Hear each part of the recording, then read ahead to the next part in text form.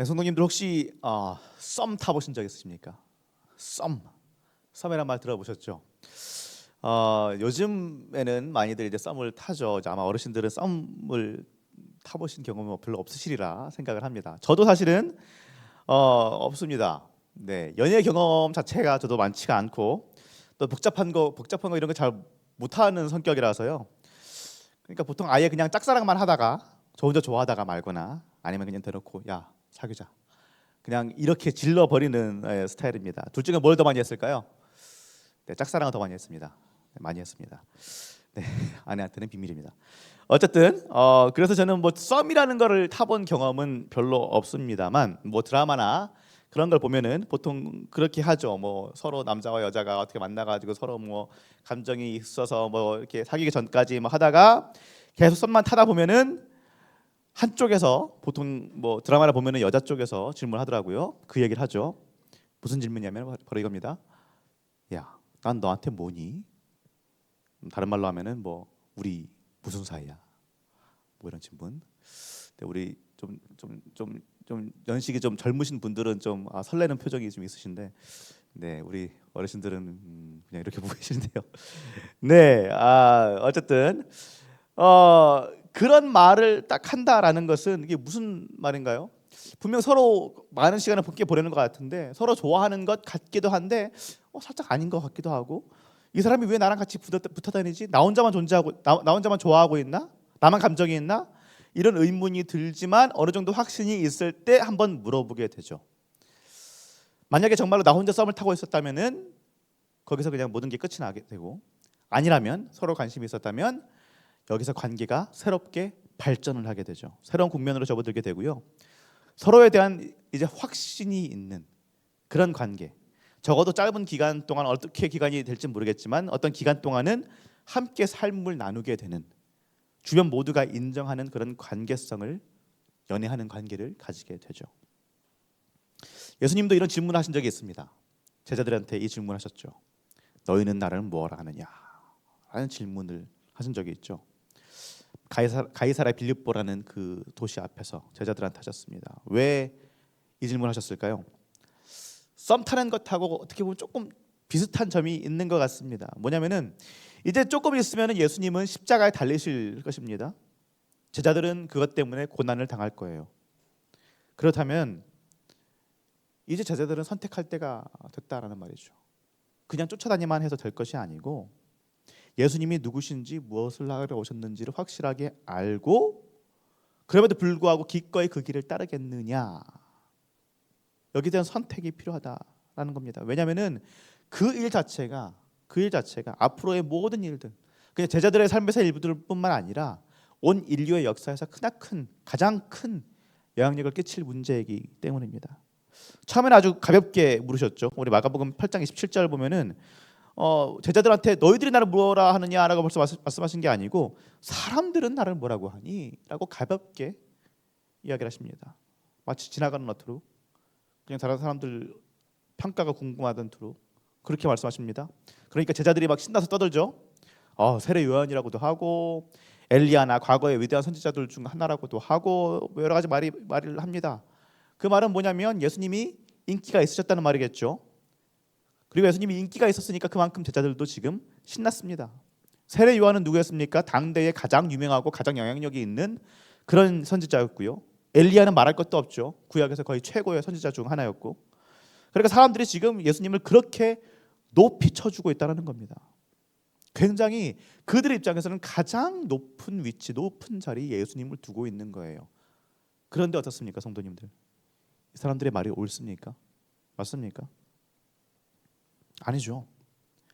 예수님은 그냥 고작 과거 선지자 중에 하나 그 정도가 아니었습니다. 사람들이 생각하기에는 가장 높은 위치에 예수님을 놓고 우와 예수님 굉장하다라고 했지만 그 정도가 아니었어요. 요한복음 보면은 계속해서 예수님이 하시는 말씀에 어떤 그 어투가 있죠. 모세는 율법에 이렇게 하라고 했지. 그런데 나는 너에게 이렇게 말한다. 요한복음 보면은 이런 말씀이 계속 반복돼요. 모세는 율법에 이렇게 했지만 나는 너희한테 이렇게 말한다. 그 당시 율법 학자들의 눈에 봤을 때는 정말로 광호하죠. 신승모독의 끝판왕입니다. 그런데 예수님 그렇게 말씀하셨어요. 아니 본인이 뭔데? 하나님께서 모세에게 주신 율법보다 자신이 더 높은 것처럼 예수님 그렇게 말씀하신 겁니다. 예수님이 십자가에 왜 달렸냐? 많은 복합적인 이유가 있고 결국에는 우리의 죄를 위한 것이지만 바로 여기 이 신성모독의 죄도 사실은 들어가 있습니다. 근데 예수님은 이런 말씀을 하실 수 있었어요. 왜요? 율법의 밑에 있는 분이 아니었거든요. 예수님이 율법을 만드신 분입니다. 율법을 주신 분이니까. 자, 사람들이 예수님이 누구다라고 생각한 것들, 그들 나름으로는 가장 높은 위치에 예수님을 두었지만 충분하지 않았습니다. 모자랐습니다. 틀렸어요. 궁극적으로 사람들의 생각, 이 사람들의 생각은 예수님한테 중요한 것이 아니었습니다. 예수님이 정말 묻고 싶었던 것은 이 다음 질문이에요. 사랑하는 제자들, 3년 동안 3년 내내 함께 먹고 자고 함께 다니고 여행하고 같이 사역했던 이 제자들, 이들의 생각이 궁금하셨던 것이겠죠. 썸을 끝낼 때가 됐거든요. 이제 그냥 하면서 그냥 다니는 그런 게 아니고 이제는 그 관계를 명확하게 하고 확실하게 예수님이 누구신지 알고 따라올 거냐. 그들의 삶을 예수님께 의탁해야 되는 그때가 왔기 때문입니다. 그래서 8장 29절 말씀 보면은 예수님 또 물으시죠. 너희는 나를 뭐라 하느냐? 너희는. 다른 사람들은 됐는데 너희들, 지난 3년간 나랑 같이 살았던 너희들은 내가 누구냐? 내가 약자들, 죄인들과 함께 뒹굴고 사람 살리려고 사랑하는 일에 전력을 다하는 것들 함께 했던 너희들이 보기에는 10년, 20년, 30년을 교회에 출입하면서 나를 사랑한다는 너희들은, 우리들은, 나와 함께하고 나한테 예배한다던 너희들 보기엔 내가 누구냐? 예수님 오늘 우리에게 물으십니다. 우리가 봤을 때 나에게 예수님은 누구십니까? 예수님은 어떤 분이십니까? 아마 예수님이 이 질문을 제자들한테 하셨을 때 뭐 제 상상이지만 다들 조용해지지 않았을까 싶습니다. 막 신나서 떠들다가 예수님이 그렇게 하니까 하다가 딱만 내려다보고 예수님 눈 마주칠까 봐 올려다보지도 않고 뭐라고 하지? 그러지 않았을까요? 왜냐하면 예수님은 참 한마디로 정의하기가 어려운 분이기 때문입니다. 그렇죠? 예수님이라는 분이 이 땅에 인간으로 내려오셔서 인간으로 사셨던 그 예수님이란 분이 그냥 마냥 선하시고 마냥 착하시고 그냥 마냥 순둥이 같은 그런 생각을 할 수도 있겠지만 그러신 분이 아니었습니다. 그렇죠? 순둥이가 아니셨어요. 성전에 가서 다 때려 눕히시기도 하시고 종교 지도자들하고 계속해서 막 거의 쌍욕을 하시면서 싸우기도 하시고 그렇게 하셨던 분이 예수님입니다. 그러니까 뭔가 좀 파악이 안 되는 분이거든요. 어쩔 때는 예수님 많은 순간에 그렇게 말씀하시죠. 자신을 인자라고 칭하시고 또 모세가 줬던 그 율법, 유대의 문화들, 유대인들한테 정말 제일 중요한 것들, 그것도 어쩔 때는 진짜 아무것도 아닌 것처럼 그냥 넘겨버리시기도 하고 누가 봐도 스캔들 날 만한 일들도 하고 다니셨죠. 그야말로 그 시대에 가장 정말 천박하고 상스럽다고 할 수 있는 인간들, 창녀들, 세리들, 한마디로 매국 노드들이잖아요. 세리들은 이런 사람들하고도 같이 다니고 이게 제자들 입장에서는 마냥 좋아 보이지는 않았을 겁니다. 그러니 순간순간 예수님이 정말로 거룩한 분인 것 같긴 한데 또 아닌 것 같기도 하고 알 수가 없는 거예요. 깔면 깔수록 정말 양파같이 까면 깔수록 뭔가 알 수 없는 분, 그들이 가지고 있는 세계관으로는 파악할 수가 없는 그런 분이었다는 거죠. 그런데 이 상황에서 갑자기 베드로가 멋지게 다 저희도 잘 아는 많이 들어봤던 그 대답을 합니다. 주는 그리스도이시나이다. 주는 그리스도십니다라는 이 멋진 대답을 합니다. 마태복음 말씀을 보면은 주는 그리스도이시고 또 뭐라 그러죠? 살아계신 하나님의 아들이다 라고 대답을 합니다. 그래서 예수님이 아이고 너 멋지다, 대답 잘했다 그렇게 칭찬하시는 장면이 나와요. 근데 마가복음하고 누가복음에는 그런 장면이 전혀 나오지 않고 그냥 그리스도이십니다. 누가복음에 하나님의 그리스도이십니다. 이렇게만 나옵니다. 마태, 마가, 누가 중에서 마가복음이 아마 제일 먼저 쓰여졌을 것이고 가장 완전한 모습으로 그 장면들이 나왔을 거라고 보기 때문에 주는 그리스도 신이다 요 한마디로 베드로가 한 것 같아요. 근데 그 문제는 뭐냐면요, 마가복음을 봤을 때 베드로가 이 그리스도라는 말을 완벽하게 파악하고 한 것 같지가 않다는 거예요. 예수님이 칭찬하는 장면이 마태복음 외에는 아무데도 안 나옵니다.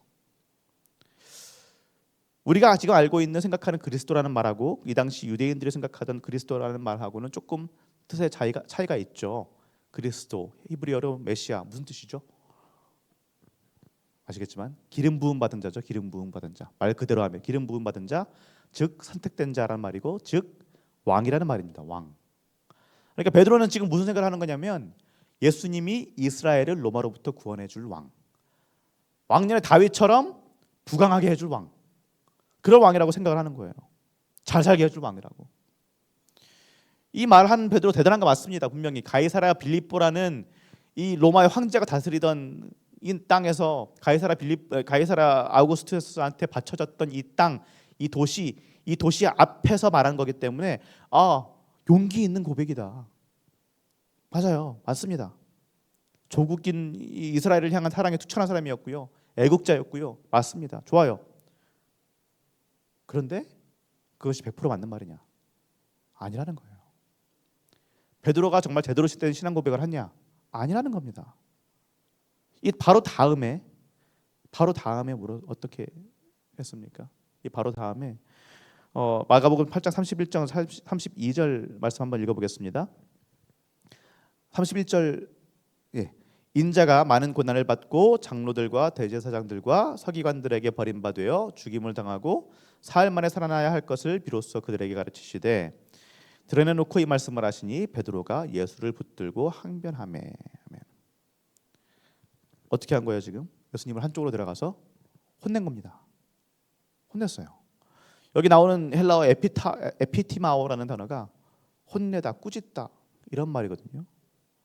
그러니까 되게 순화해서 번역해가지고 항변했다라는 거고, 사실은 예수님을 한쪽에 데려다 놓고 혼냈다라고 번역이 됩니다. 이게 지금 그림이 그려지십니까? 베드로 생각에는 어떤 거예요? 지금 분위기 좋은데, 지금 분위기 타고 있는데, 우리 지금 잘 되고 있는데, 아니 갑자기 왜 죽는다는 얘기를 하십니까? 왜 십자가에 죽는다는 얘기를 해요? 왜냐하면 지금 바울 생각은 뭐예요? 예수님은 이스라엘의 왕, 이스라엘을 구원할 사람이에요. 물론 그것도 맞습니다.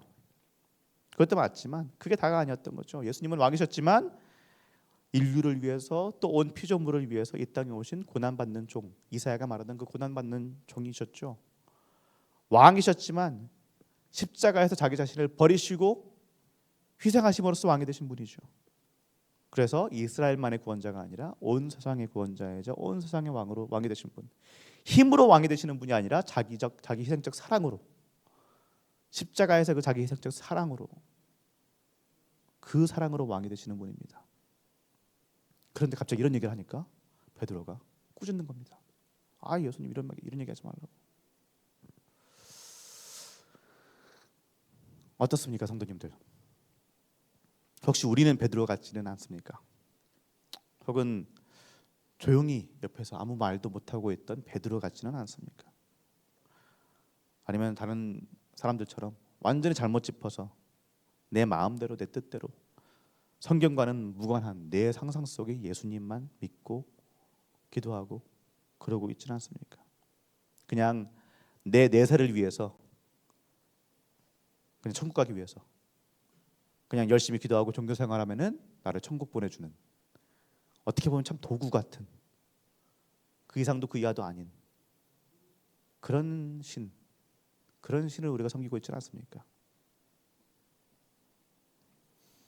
베드로는 예수님에 대해서 자신이 생각하던 그 의미를 예수님한테 부착해 버렸어요. 예수님은 이런 분이다. 실제 예수님이 어떤 분인지 관심 없고, 예수님은 내 소망을, 내 소원을 들어줘야 되는 분. 그리고 그게 안 되니까 실망하고 예수님한테 뭐라 예수님을 오히려 혼내버리는 일을 했죠. 그런데 성도님들, 베드로는 고작 3년 동안 예수님과 동고동락했습니다.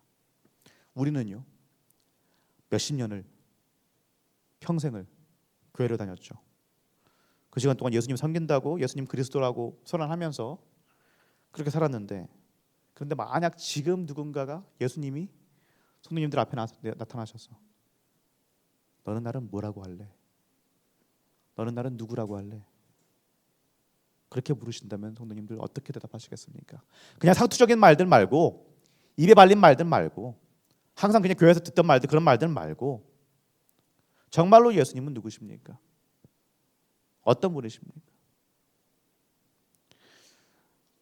분명히 우리는 그리스도인이죠. 그리스도인이란 말은 그만큼 우리는 예수님을 그리스도라고 고백하는 사람들이란 말입니다. 그런데 그 그리스도라는 뜻, 그 말의 그 뜻을 혹시 우리 멋대로 상상하고 있지는 않습니까?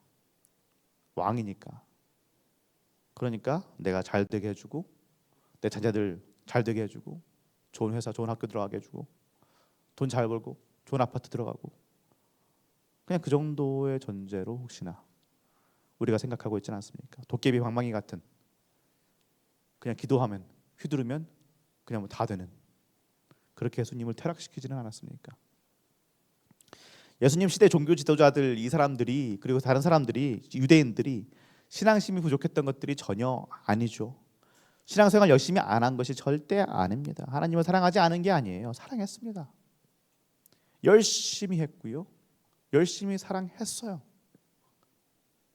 사랑하지 않은 게 아닙니다. 그런데 문제는 뭐였어요? 그 방향성이 완전히 잘못된 거죠. 진짜 성경 속에 나오는 그 하나님, 그 하나님의 모습이 아니라 거기에서는 정말 조금만 그냥 가장 작은 관심만 기울이고 상상 속, 그들의 상상 속, 그들의 생각 속, 그들의 바라는 점, 그들의 소망, 그걸 모아서 하나님한테, 예수님한테 투영을 시켜버린 거죠.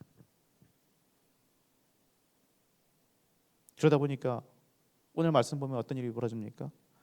자기들이 원하는 것, 자기들이 좋아하는 것, 그런 병 고치는 기적을 보니까 어떻게 합니까? 사도행전 3장 12절 말씀 보니까요, 놀랍게 여기면서 어떻게 한다고요? 베드로 제자들의 개인의 권능과 경건으로 이 사람을 걷게 한 것처럼 왜 우리를 주목하느냐, 이렇게 얘기하죠. 하나님을 보는 게 아니라 이런 놀라운 일들을 하는 사람을 보는 거예요. 어느 교회 목사가 뭐 병 고치는 은사가 있다더라. 어느 기도원 어디 교회 가면은 뭐 예언의 은사가 있다더라. 그 사람이, 그 목사가 잘난 것 마냥, 그 장로나 뭐 권사나 뭐 목사나 열심히 기도해가지고 은사를 받고 그 사람의 힘과 그 사람의 경건으로 뭐 하는 겁니까? 아니요, 은혜입니다. 은혜예요. 그저 은혜예요. 하나님께서 필요하셔서 주시는 은사이고 하나님께서 사용하시는 은혜입니다. 그런데 우리는 어떻게 합니까? 그 놀라운 이적들, 축복들의 주인이신 하나님을 보는 것이 아니라 그냥 그분 손에 쥐어져서 움직이고 있는 그 도구들만 보고 있는 거예요. 그게 끝이 아니죠.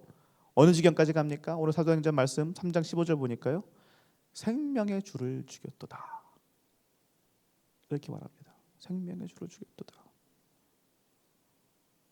너무나 아픈 말씀이죠. 유대인들 입장에서 어때요? 정말 열심히 섬겼습니다.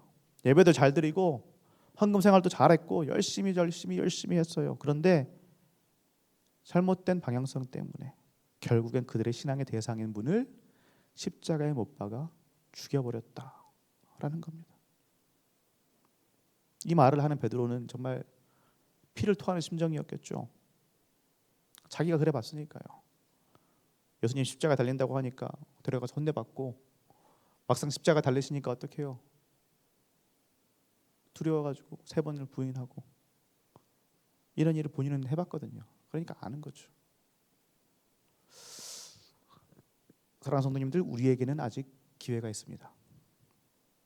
잘못된 어떤 신앙의 관습들, 관념들에게서 돌아서서 내가 원하는 예수님, 내가 바라는 예수님, 그냥 슈퍼맨 같고 지니 같고 내가 원하면 다 해주고 내 뜻대로 움직이는 그런 예수님, 상상 속의 예수님이 아니라 내 뜻대로 움직여주는 그런 신이 아니라 그분의 뜻대로 내가 움직이는 그 관계를 우리가 쌓을 수 있습니다.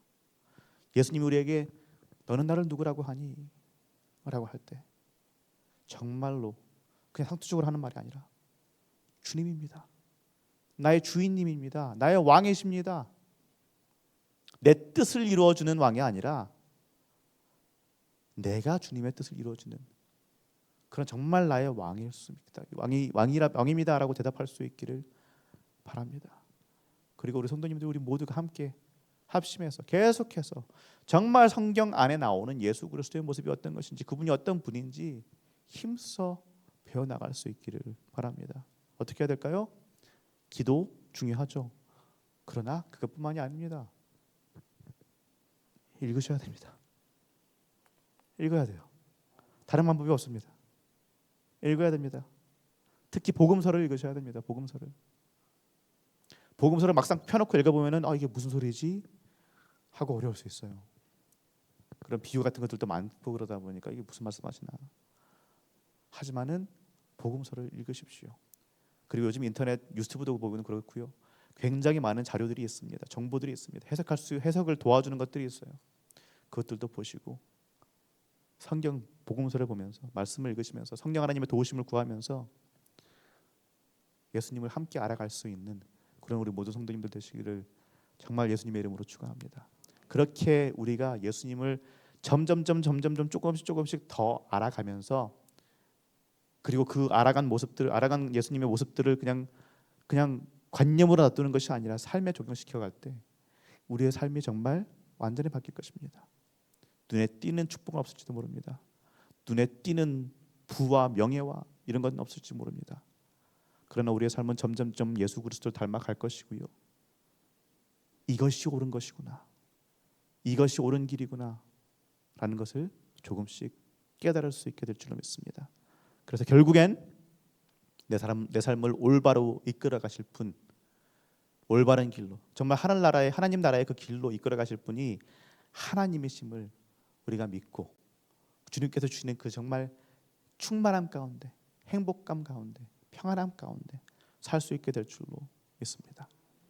사랑하는 성도님들, 시작해야 됩니다. 제가 한 두세 달 전에 여기 근처에 있는 헬스를 끊었습니다. 헬스를 끊었는데요. 몇 번 갔을까요? 네, 한 번 갔습니다. 새벽기도 끝나고 가려고 갔는데 새벽기도 끝나고 가는 게 어찌나 이게 이제 몸이 안 따라주는지 뭐 다 변명인데 내일 가야지, 다음 주에 가야지 이러니까 그냥 계속 안 가게 되더라고요. 그냥 가야죠. 약속하겠습니다. 내일 가겠습니다. 그러니 성도님들 우리 약속하시고 하나님과 성도님 사이에서 약속하시고 하나님 제가 말씀 읽겠습니다. 말씀 가운데서 예수 그리스도의 얼굴을 보겠습니다. 주님 따라가겠습니다.